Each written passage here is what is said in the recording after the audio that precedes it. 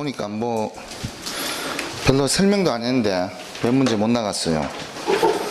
조금 더 빠르게. 그러면 14번은 그 패권주의입니다. 14번은. 자, 그 다음 제 19번 가겠습니다. 굳이 뭐 필요 없는 것들은 제가 그 정답만 얘기하고 그냥 생략하겠습니다. 설명이 주로 관련성이, 다른 주제들과 관련성이 없는 것들은. 그 18번, 17번이네요. 그죠? 정치적 목적을 위해서 수단과 방법을 가리지 않고 이렇게 쓰는 거. 수단과 방법을 가리지 않는 거. 이런 경우를 우리가 마키아벨리즘, 가로 열고 기회주의적인 행동이라고 이야기를 합니다. 기회주의적인 행동. 수단과 방법이 가리지 않고 자신이 추구하는 목적을 무조건 달성하기 위한 행동들. 그래서 마키아벨리는 이탈리아 사람인데요. 그죠? 마키아벨리즘. 이 사람 이름이니까 이 사람이 얘기한 이데올로기를 얘기하는 거니까 이 사람이 쓴 책이 군주론이라는 게 있어요. 군주론. 군주는 어떤 사람이 돼야 되냐? 여우의 지혜와 그리고 사자의 위엄을 가지고 있어야 된다. 여우의 지혜와 사자의 위엄을 가진 자가 군주가 돼야 된다. 일종의 군주의 리더십에 대해서 설명한 책이에요. 절대 군주에 대해서. 그래서 실제 마키아벨리는 본인이 이 책을 왜 썼냐? 이유는 자리 하나 주이소 이거예요. 그렇게 해서 이걸 써가지고 실제로 자리 하나를 받았어요. 책사급으로 아주 높은 뭐 대통령 특별보좌관 이런 형태로 거의 이 책을 써가지고 여우와 사자, 그 답이 다 나왔죠. 그죠? 마키아벨리즘, 군주론을 썼고 여우와 사자의 어떤 내용들이다. 그 다음에 그 18번, 특정 집단을 지배하거나 특정 일을 주도할 수 있는 정치, 경제, 사상의 영향력, 이런 것들을 우리는 헤게모니라고 해요. 헤게모니. 헤게모니. 이거는 특정 집단들의 어떤 공통된 어떤 이데올로기적인 측면, 특정 집단이나 어떤 특정 일에 대한 어떤 사고들. 원래 이 헤게모니라는 뜻은요, 그리스 군대의 장수의 지위를 헤게모니라고 하는데 거기에서 따온 말이에요. 그러니까 이거를 중심으로 해서 이제 생각이나 사고들이 형성된다 이런 뜻이에요. 그러면 요거하고 조금 유사한 말 중에 하나가 패러다임이라는 말이 있어요. 요거는 조금 다릅니다. 패러다임은. 이 패러다임이라는 뜻은 한 시대의 주요 의견, 견해, 사고 이런 것들을 얘기하는 거예요. 쉽게 얘기하면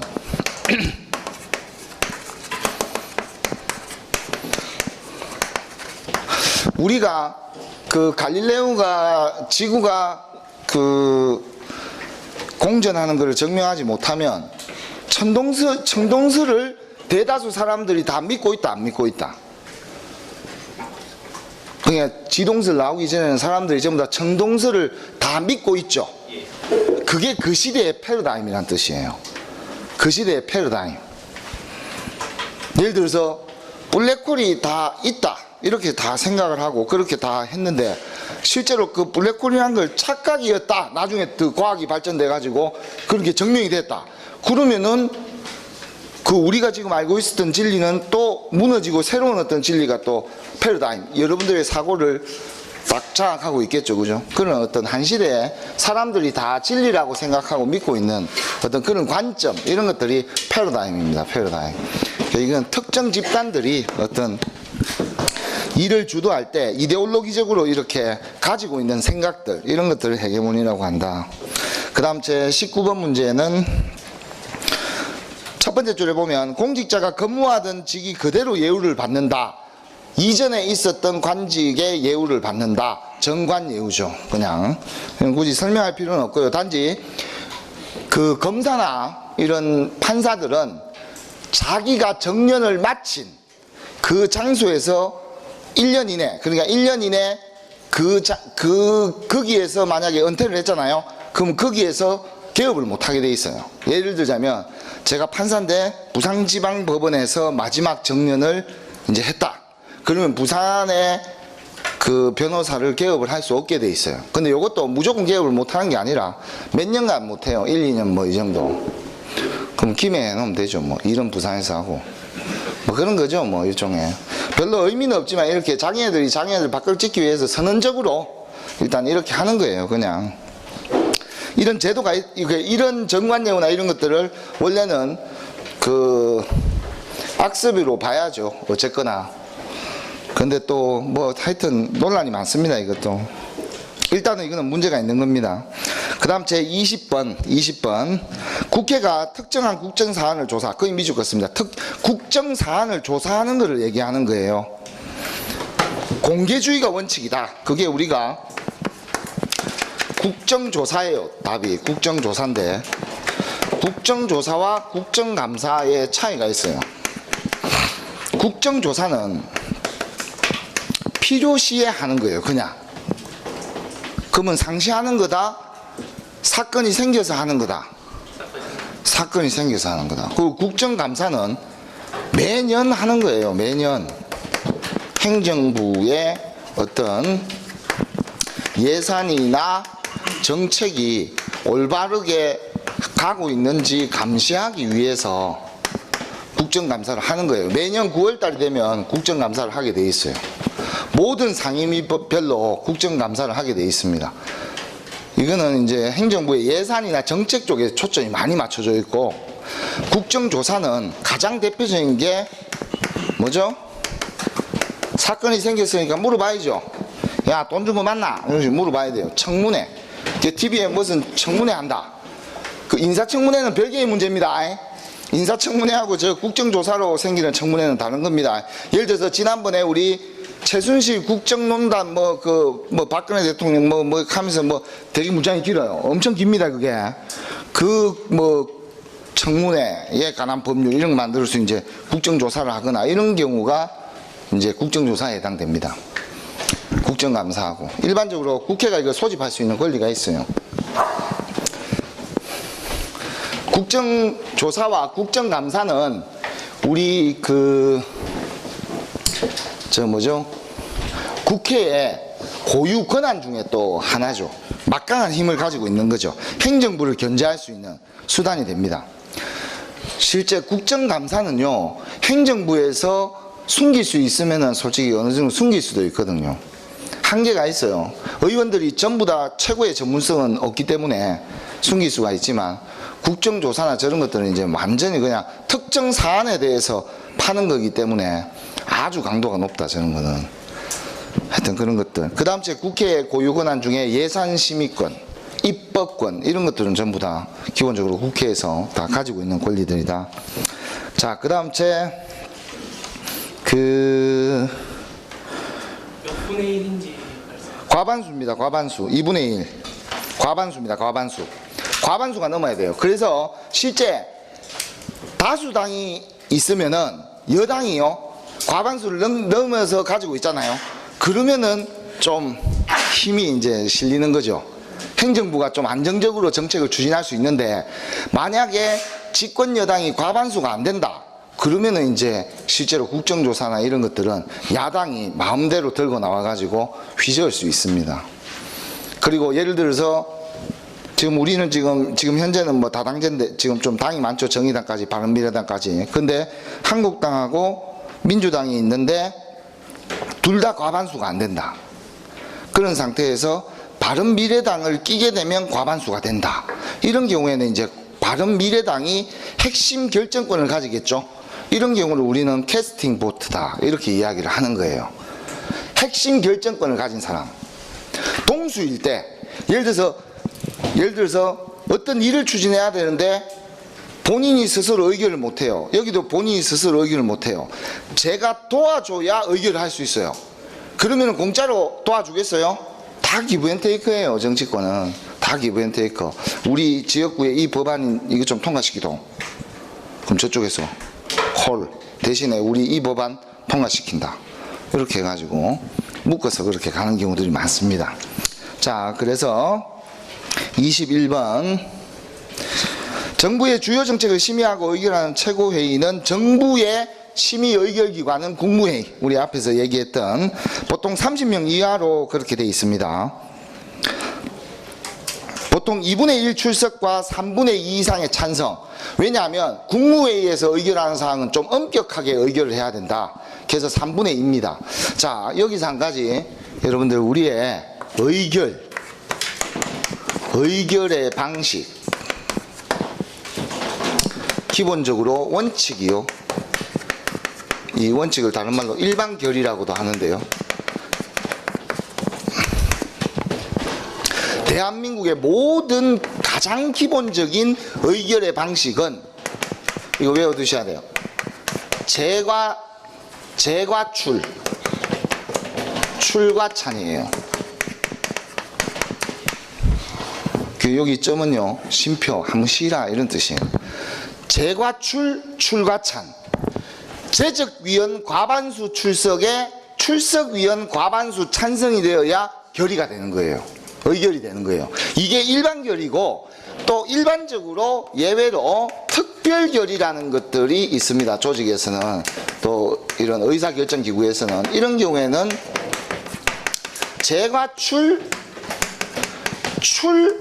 3분의 2 찬, 요게 대부분 특별결의예요. 그러면 우리 일반결의와 특별결의의 차이점은 이건 좀 중대하다 이렇게 볼 수 있어요. 중요한. 일반적으로 뭐 이렇게 의결하는 거보다는 좀 더 엄격하겠죠. 엄격한 요구가 필요하겠죠. 그랬을 때 주로 특별결의를 합니다. 이것이 가장 기본 폼이다. 이것이 기본 폼인데 각 기관이나 각 위원회마다 조금씩 변동해서 쓸 수는 있어요. 그거는 자기네들이 결정하는 거예요. 근데 기본 패러다임은 이거라는 거예요. 여러분들 혹시 아파트에 가면 동대표, 그 입주자 대표회의라고 혹시 뭐 간판에 내는 거 본 적 있어요? 지나가다 보면, 아, 저거 뭐 하는 데지? 뭐 이런 고민들을 또 한 적도 있을 겁니다. 입주자 대표회의 의결 방식은 재과 출, 출과 찬입니다. 재과 출, 출과 찬. 그래서 대부분 입주자 대표회의 회장이나 이런 사람은 최소한 과반수를, 동대표들을 확보하는 게 그게 쟁점이에요. 만약에 과반수를 확보하지 못하면 항상 반대파들이 난리를 치기 때문에 안정적으로 뭔가를 의결하는데 어려움이 많아요. 그 정치도 하고 똑같습니다. 거기도. 근데 거기에서 뭔가 중요한 아파트의 의사결정, 상당히 엄격한 의사결정을 할 때는 특별결의로 3분의 2 찬성으로 만들어 놨어요.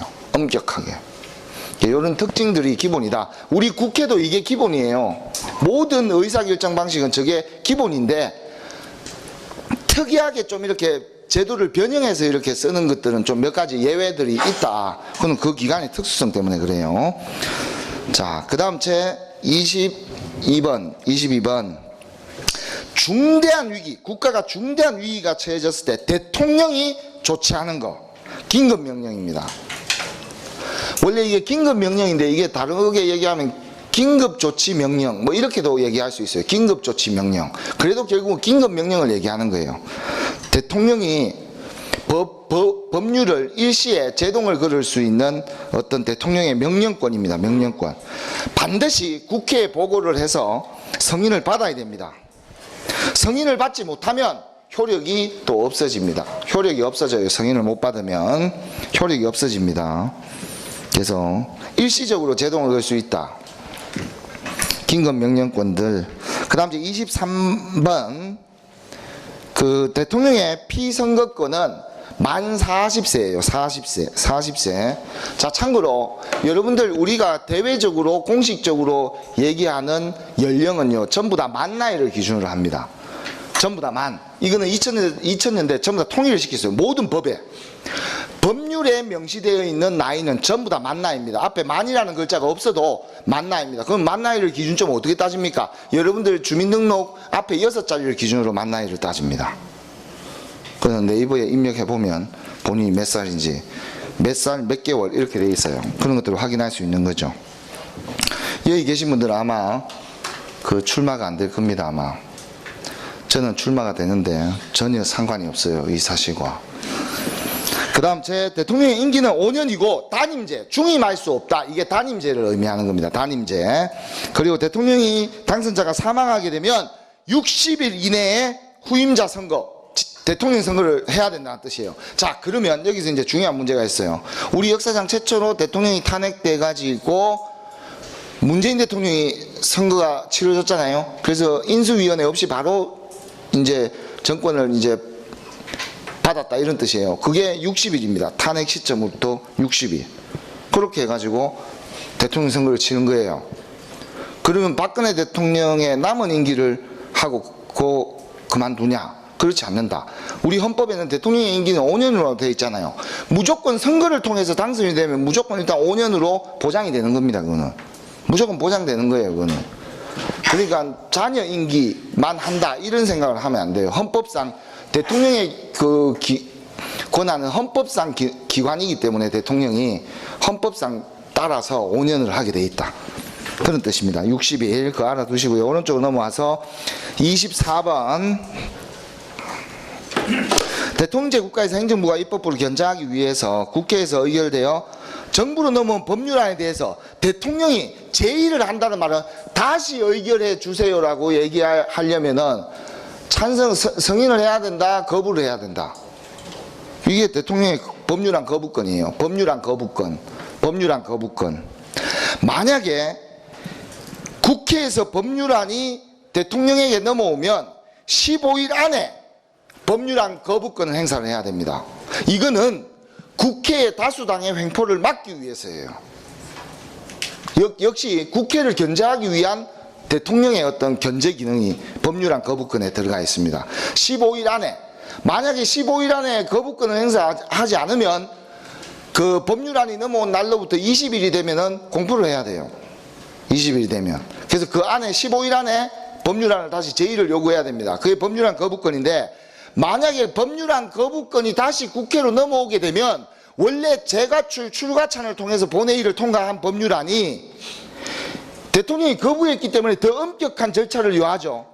그래서 3분의 2 찬성이 되는 거예요. 일종의 특별결의 형태로.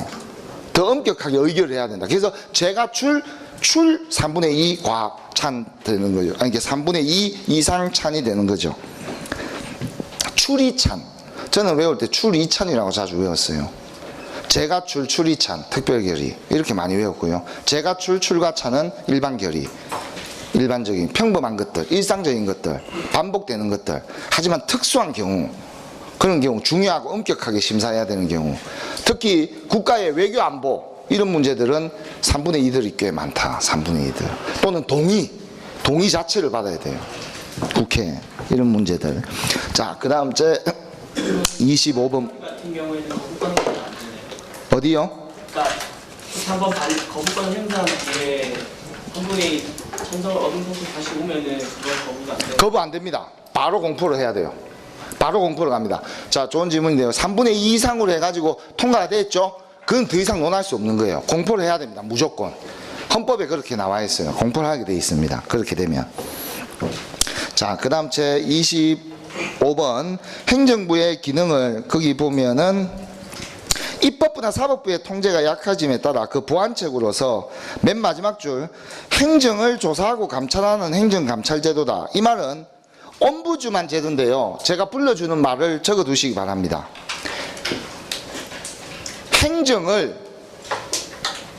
잘못된 행정을 시정조치하는 기능이 바로 옴부즈만 제도예요. 잘못된 행정을 시정조치한다. 그러면 행정은 원래 행정부에서 합니까?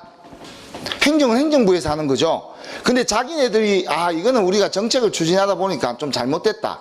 이거는 우리가 고칠게. 우리가 알아서 자진반납, 자진납세 일종의 그런 것들이에요. 그게 옴부즈만 제도인데 이게 원래 스웨덴에서 맨 처음 들어왔는데요. 현재 우리 대한민국에는 국민권익위원회가 옴부즈만 제도의 형태를 띠고 있습니다. 국민권익위원회가 스스로 행정으로부터 불필요한 어떤 문제를 받게 되면 국민권익위원회에다가 제기를 하게 되면 국민권익위원회에서 자체적으로 판단을 해서 시정을 하게 되어 있습니다. 그런 것들 일종의 옴부즈만 제도에 변형된 형태다. 이렇게 보시면 되겠고요. 그 다음 제 26번 지방자치단체가 지방의회의 사무에 대해서 제정하는 어떤 일종의 법률, 일종의 명령을 우리는 조례라고 합니다. 조례. 자, 우리 법은요 헌법이 있고요, 법률이 있고 그 다음 제 명령, 헌법, 법률, 명령,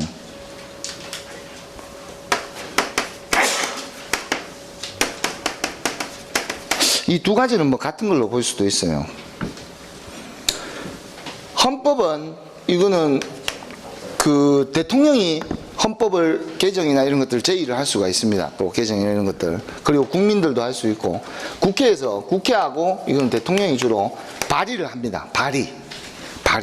헌법 개정안을 발의하거나. 그리고 법률은 국회에서 제정을 하게 돼 있어요.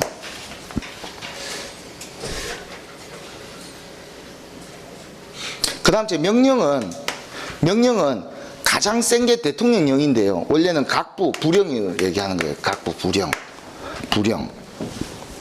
자, 저게 내용이 조금 헷갈릴 수 있으니까 조금 설명을 하자면, 우리 그 명령에는 대통령령이 있어요.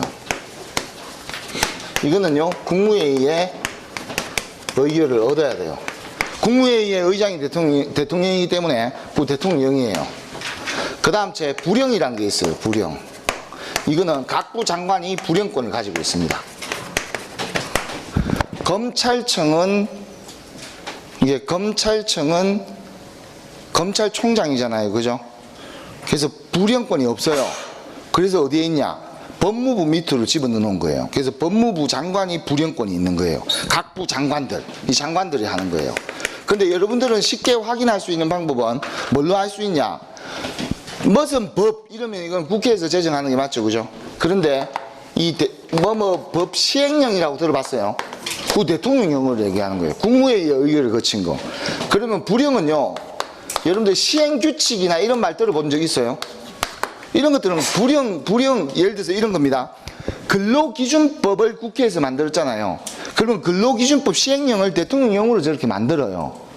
그 다음 째 근로기준법 시행규칙은 세부적인 지침들, 이런 것들은 사무지침들, 행정지침들은 전부 다 노동부에서 저가 만든다 이 말이에요. 그런데 시행령이나 시행규칙은 법률을 위반할 수 있다 없다? 없다라는 뜻이에요. 법에서 정한 테두리를 벗어나서는 정하면 안 돼요. 그 속에서는 제한을 할 수는 있습니다. 하지만 벗어나서는 안 된다. 그래서 이거는 지자체가, 지방자치단체가 하는 거죠. 조례는 의회가 하는 거고요. 이거는 자치단체장이 하는 거예요. 지방자치단체장. 자체장이 자기네들 지역에, 예를 들어서 이런 거예요. 그 공영주차장 이런 거 있잖아요. 그죠? 공영주차장 그 운영규칙 이런 거 있잖아요. 이런 것들은 그 지자체장이 그냥 지가 그냥 알아서 만드는 거예요. 그냥 뭐 자기가 만든 게 아니라 밑에 공무원들이 만들겠죠. 그래서 자기가 도장 찍어주면 이제 시행되는 거예요. 그냥 이런 것들. 참고로 이거 위반하지 못합니다.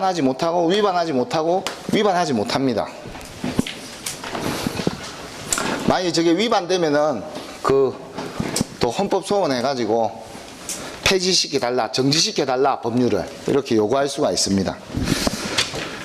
자, 그 다음 제 27번 땡땡은 형의 선고와 효력, 공소권을 모두 소멸시키는 것이다. 국무회의의 심의를 거쳐서 국회의 동의를 얻어야 한다. 이게 대통령의 일반 사면입니다. 대통령은 일반 사면과 특별 사면을 할 수가 있어요. 특별 사면. 일반 사면은 일반적으로 이제 범죄자들, 형의 선고, 주로 이제 교도소에 있는 분들, 예를 들어서 형기가 한 절반 이상을 채웠는데 그래 모범수고 그래 실수 한번 할 수 있지, 내보내 줄게, 이런 식으로 가려면은 일반 사면은 대부분 어떤 그 국회의 동의를 얻어야 된다. 이런 것들은 좀 주로 규모가 크다는 뜻이에요. 일반 사면은. 근데 특별 사면은 대부분 규모가 좀 작아요. 아주 제한적으로. 대통령이 그 특정한 사람에 대해서 형의 집행을 면제시켜 주거나 어떤 선고를 효력한다. 이게 주로 특별 사면은 요 범죄를 저지른 대상자들을 선정을 하는 방식이고, 이쪽은 범죄 자체를 지정하는 방식이에요. 이쪽은 주로 특정한 사람들, 이런 사람들. 예를 들어서 경제사범들 이번에 좀 내보내주겠다. 뭐 이런 것들, 예를 들어서 어떤 특정한 사람들 대상을 해요. 그래서 저도 그 2006년쯤일 거예요, 아마. 2005년, 한 2005년, 6년? 하여튼 이때쯤, 8월 15일. 광복절 특사로 제가 풀려났어요. 그럼 이렇게 얘기하면 깜짝 놀라는 거죠, 그죠? 제가 이때 당시에 20대였거든요. 한 26, 7쯤 됐을 거예요. 이때 차를 끌고 막 온 동네를 막 돌아다니다가 불법 주정차 딱지가 그때 1년에 한 60몇만 원? 그 정도 되고, 또 저 앞에 차 안 오고 이러면 몰래 싹 돌리다가 옆에 딱 걸리면 중앙선 침범 걸려요, 그게. 그렇게 하고 벌점 누적으로 운전면허가 정지가 됐어요. 40 며칠인가 60일인가 하여튼 뭐 40 며칠 운전면허가 정지가 됐어요. 이 면허증은 정지가 되면요, 이 면허증을 경찰서에다가 반납을 해줘야 됩니다. 반납 안 하면 그것도 또 큰일 나요. 반납을 해야 돼요. 반납을 하고, 반납을 딱 하려고 갔는데요, 경찰관이 뭐 다음 주에 어디서 뭐 자꾸 이런 식으로 약간 얘기를 하는 거예요. 그때 당시에는 그게 약간 뉘앙스가 그래도 이거 빨리 다음 주에 제 시간 없어요 하니까, 그러면 뭐 처리해 드릴게요 하면 처리해 드릴게요. 그 말이 다음 주가 8.15 광복절 특사 발표나는 게 운전면허 정지자들을 전부 다 바로 풀어주는 거예요. 그럼 오늘 만약에 정부에서 8.15 특사를 발표했잖아요. 그럼 그 발표하는 입이 내뱉은 시점부터 당장 가서 운전면허증 주유소하면 탁 받을 수가 있어요. 그때 제가 3회를 받아서 제가 처음으로 대통령의 힘, 그때 당시에 노무현 대통령이었어요. 그래서 노무현 대통령의 혜택을 직접적으로 본 사람이에요, 저는. 그래서 다시 운전을 하면서 대통령의 뜻을 받들어서 절대 그 교통을 위반하지 말고 운전을 좀 안전하게 해야 되겠다, 이런 생각을 했어요. 이 특별사면은 아주 특이하게 그렇게 어떤 국가 기념일이나 이럴 때, 지난번에도 3.1절 뭐 특별사면 뭐 이런 것들 하기도 합니다. 그런 것들 죄를 좀 사해주는 그런 느낌, 국민 대통합의 정신이 좀 깃들여 있습니다. 그런 제도들. 그래서 그 일반 사면과 특별 사면을 좀 나눈다. 그 다음 제 28번 이런 것들은 좀 단순 암기들인데요. 국회의장, 국회 부의장, 검찰총장은 임기가 2년입니다. 2년. 어지간하면 뭐 다 채우죠. 검찰총장이 조금 어려움이 있겠죠.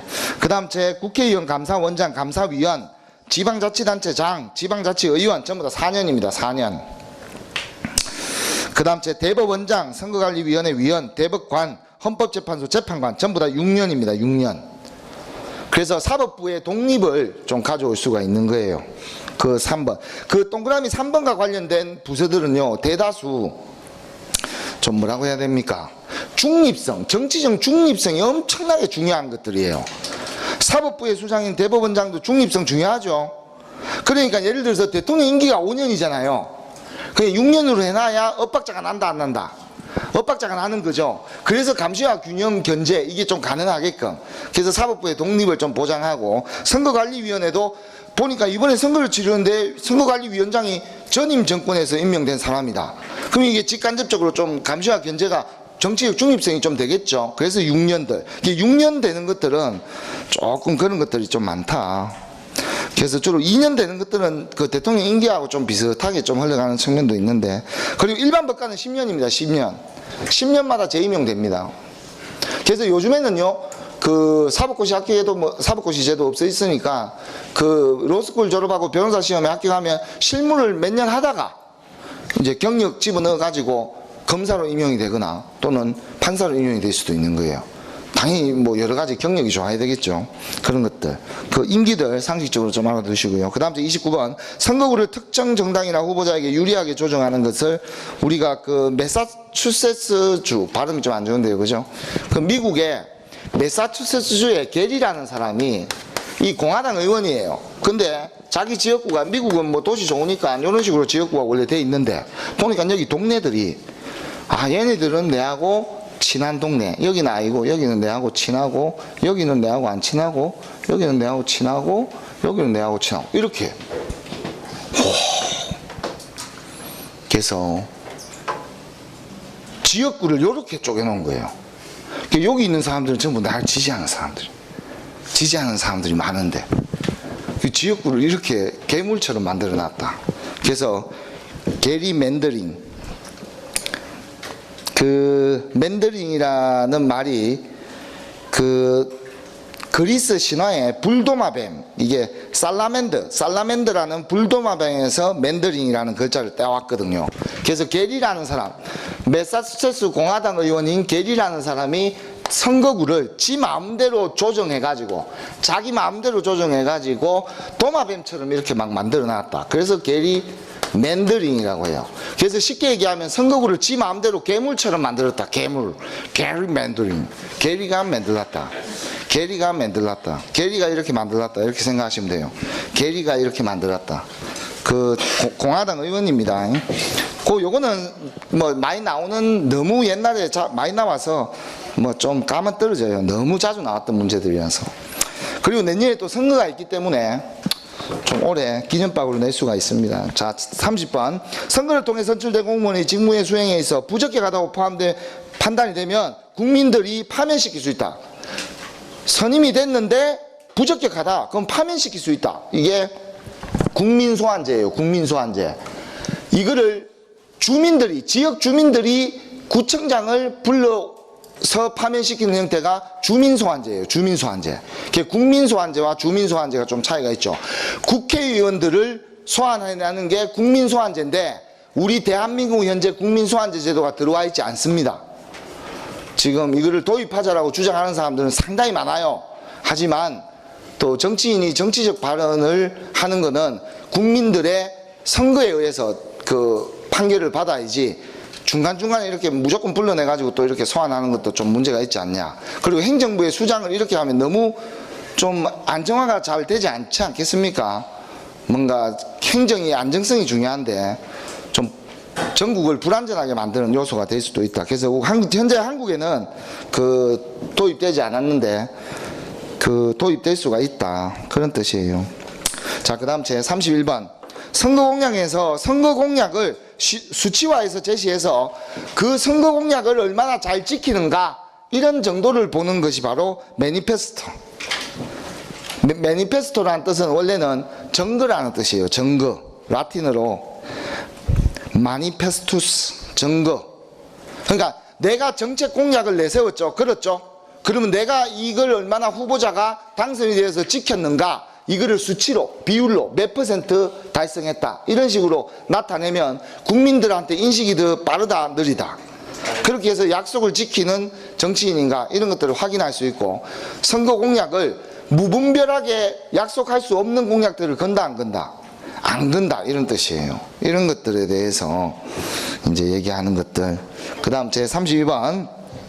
미국은 대통령 그 선거 방식이 간접 선거 방식입니다. 미국은 직접 선거가 아니에요. 투표를 직접적으로 하는 투표가 아니고 선거인단을 구성을 해서 투표를 하는 방식이기 때문에 그거 체크해 둡니다.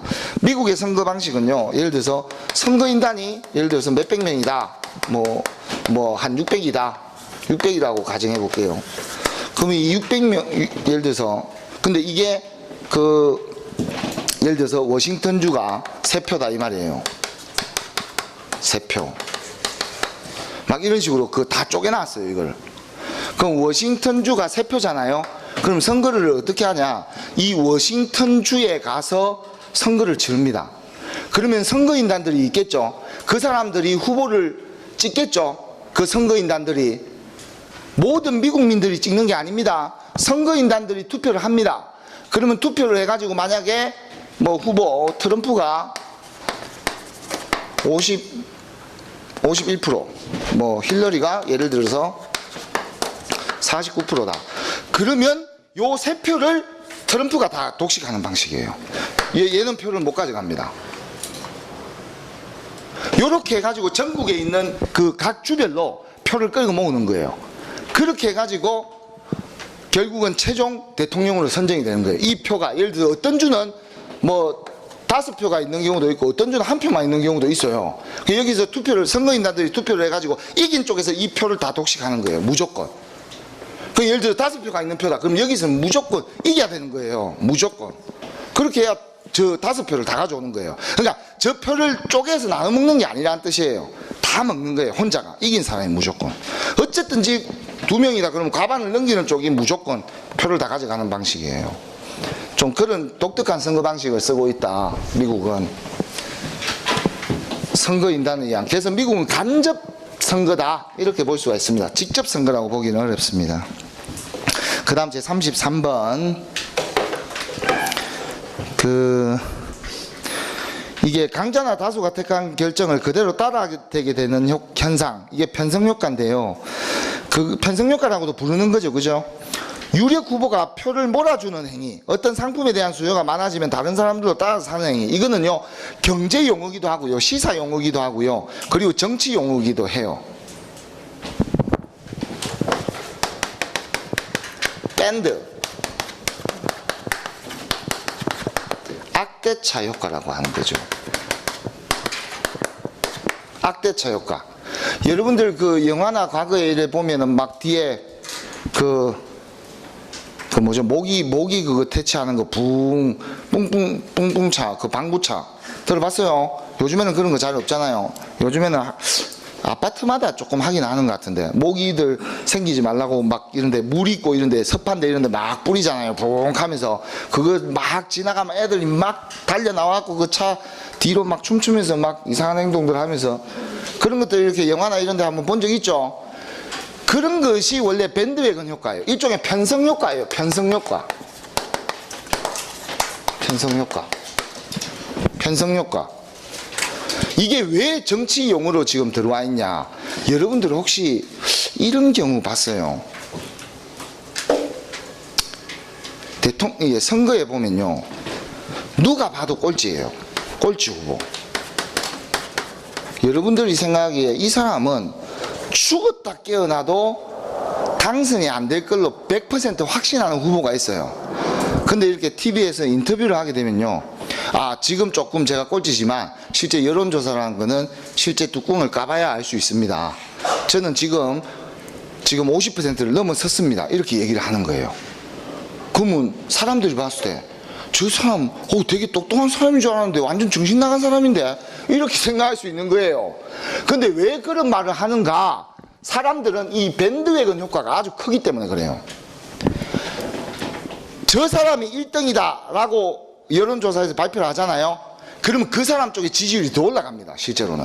그게 편성효과 때문에 그래요. 이 밴드웨건 효과 때문에. 정치에서도 이게 정말 중요합니다. 그래서 무조건 제가 지난주에 2등이었는데 이번 주에 제가 앞섰습니다, 이렇게 얘기하는 거예요. 근거는 얘기 안 해요. 근거는 어떻게 되시죠? 이러면 바빴어, 이렇게 가는 거예요.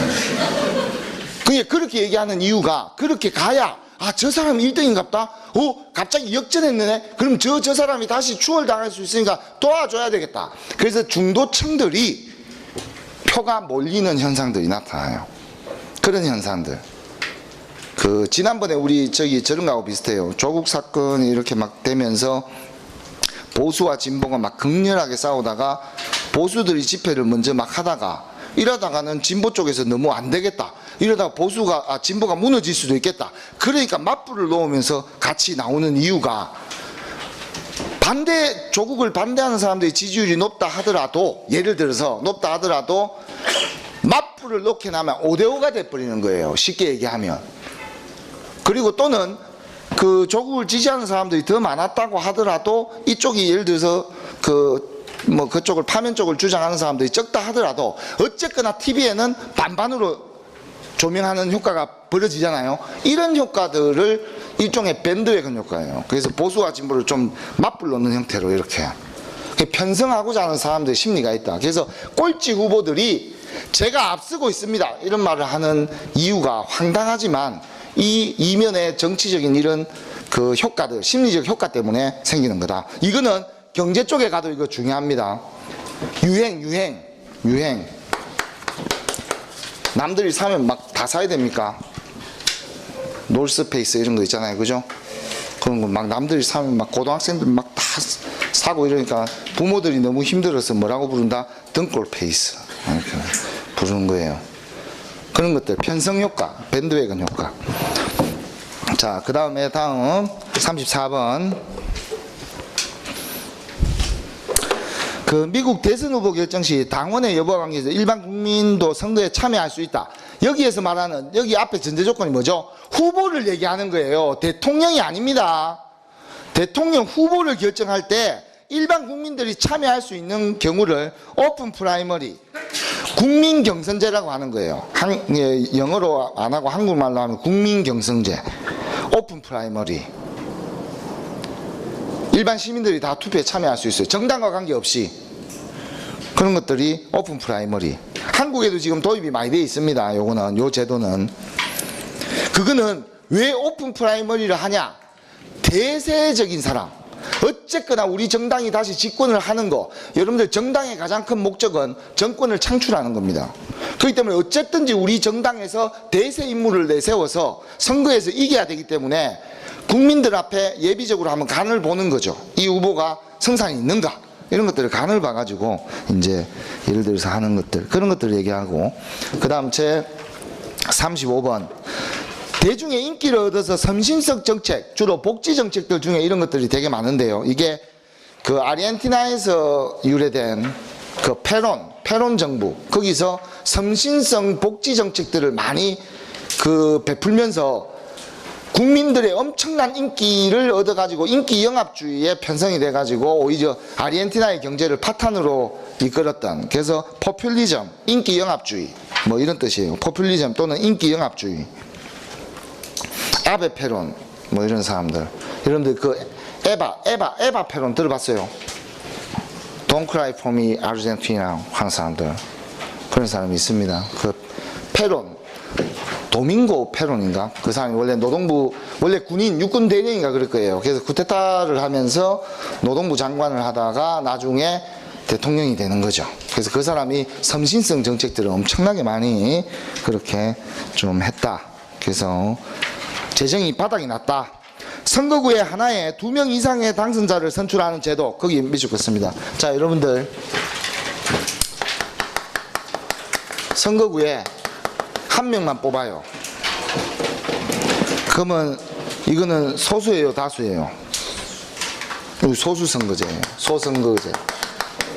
소선거구제. 이거를 뭐라고 하냐? 승자 독식 체제예요. 무조건 이겨야 돼요. 그럼 이것도 장단점이 있습니다. 장점은 뭐예요? 어쨌든 간 그 지역에서 이 한 사람이 탁 당선이 돼가지고 그 지역을 대표한다는 대표성을 이렇게 또 가질 수도 있지만, 과정이요, 상체투성입니다. 어쨌든지 상대방을 까야 된다, 안 까야 된다. 일단 이기야, 선거에서 이기야 뭔가 다음이 있는 거죠. 지면 다음이 없는 거예요. 그렇기 때문에 소선거구제는, 우리 현재 대한민국은 소선거구제입니다. 그런데 문제가 지금 이제 앞으로 도시화가 진행이 되면서 선거구에서 2명 이상 뽑는 경우를 우리는 원래는 중선거구제, 대선거구제, 이제 중대선거구제, 그냥 이렇게 통폐합을 시키는 거예요. 중대선거구제. 자, 예를 들어서 이런 거예요. 후보를 3명 내는 거예요. 예를 들어서 부산광역시다. 좀 더 쿨하게 한번 가볼까요? 만약에 대선거구제가 된다면 이런 식으로 선발하는 거예요. 부산광역시에서 1등에서 15등까지 후보를 뽑는다. 그러면 1등에서 15등까지 안에만 들면 국회의원이 되는 거예요. 그러면은 이렇게 되면 막 후보가 너무 난립되겠죠, 그죠? 그게 쪼개놓는 거예요. 예를 들어서 부산을 지금 현재 뭐 진구 이런 식으로 막 쪼개놨잖아요, 그죠? 선거구를 동서남북으로 4구역으로 쪼개가지고 각 지역마다 예를 들어서 3명씩 뽑는다. 동서남북으로 해가지고. 그러면 대부분 한 5개로 쪼개놓으면 3, 5, 15, 한 15명 정도 되겠네요, 예를 들어서. 그러면 1, 2, 3등을 해야 돼요. 그러면 일반적으로 1등하고 2등은 서로 견제하는 정당이 되겠죠. 그럼 이제 3정당이 이제 원내에 진입할 수 있겠습니까? 3정당이 원내에 진입할 수 있다는. 그래서 새로운 신선한 어떤 캐스팅 보트 쪽의 역할도 할 수 있다는 긍정적인 측면도 있지만 중소 정당들이 난립하게 되는 문제가 생겨요. 이렇게 되면 그 아주 시끄럽다 이런 뜻이에요. 중소 정당들. 중대선거구제는 중소 정당들이 너무 진입할 수 있는 문제가 생기고, 소선거구제는 기본적으로 투톱 체제. 여러분들이 뭐 예를 들어서 특정 정당을 사람들이 욕을 되게 많이 합니다. 그런데도 불구하고 항상 2등을 하고 있는 거예요. 그만이 욕을 하는데 어떻게 2등을 하고 있냐, 여론조사에서 또는 국민들이 투표할 때 보면 지지율이 2등을 하고 있다는 뜻이에요. 그 이유는 1등을 견제하기 위해서 자기가 3당을 찍고 싶지만 3당을 찍어주면 사표, 죽는 표가 된다는 뜻이에요. 왜? 내 표가 영향력을 못 보이는 거예요. 그러면 1등 저 여당을 예를 들어서 집권당이나 또는 특정 정당을 견제하기 위해서 어쩔 수 없이 자기가 싫어해도 다른 어떤 대립각을 세우는 정당을 표를 던지는 이런 양당 구도를 많이 가지게 됩니다. 그래서 대부분 큰 정당의 인물들은 선거를 양당 구조로 데리고 가고자 해요. 양당 구도로. 쉽게 얘기해서 지난번에 대통령 선거 TV를 보면은 심상정 의원한테 질문하는 사람은 있다 없다. 질문해보이. 그 사람 표만 더 얻게 만들어주는 꼴이에요. 그 질문을 아예 안 해버립니다. 아무도. 그리고 1등에 진입이 안 된다는 걸 알기 때문에 질문만 하면 그 사람 표만 올라가니까 제끼는 거예요. 그럼 무조건 한 놈만 패라. 1등만 패는 거예요. 왜? 1등을 틀어 제끼야 그 표가 내한테 올 거 아니에요. 가능성이. 근데 꼴찌를 백날 틀어본들 표가 올 게 없어요. 꼴찌표는. 그래서 양당 구도로 대부분 가려고 해요. 대부분 거대 정당들은. 근데 소수 정당들은 그렇지 않죠. 이렇게 되면 시끄러워요. 다양한. 그래서 지금 우리가 이 소선거구제 폐해가 너무 많아요. 쉽게 얘기하면 막 저 시골이나 이런 데는 이제는 막 사람들이 많이 없잖아요. 그러면 그런 데는 막 군을 한 4-5개를 합쳐야 국회의원 1명 이렇게 대표성을 또 가지고 이렇기 때문에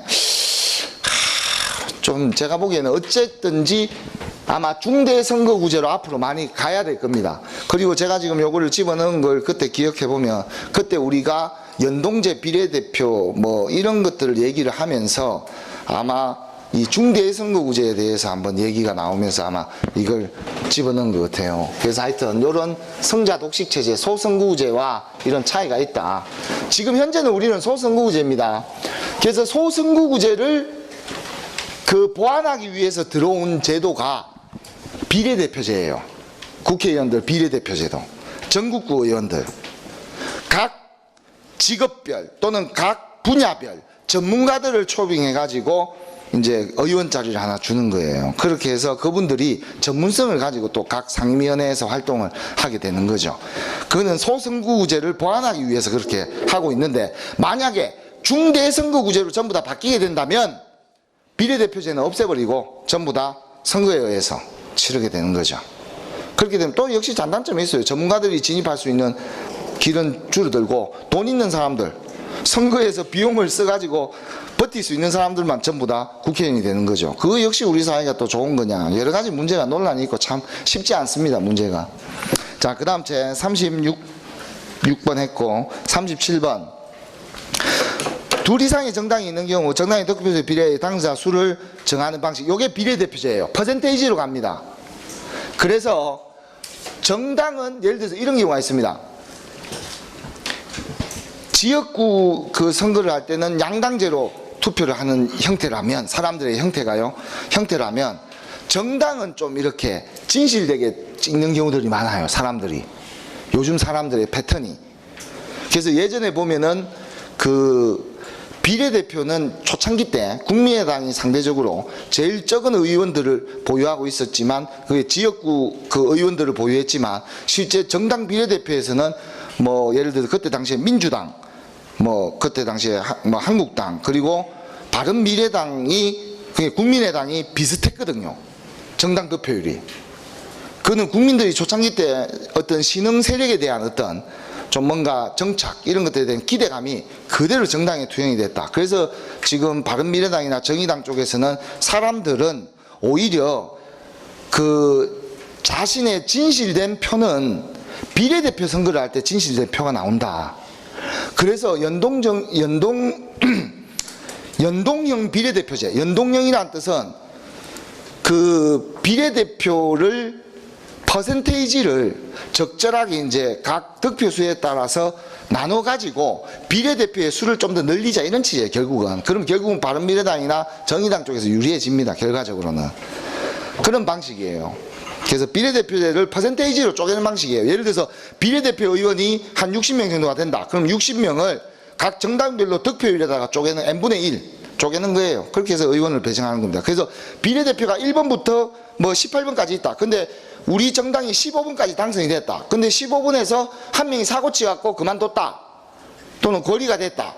그러면 그 다음 순번이 자동으로 선계를 받습니다. 좀 특이한 제도입니다, 이게. 비례대표제는. 선계.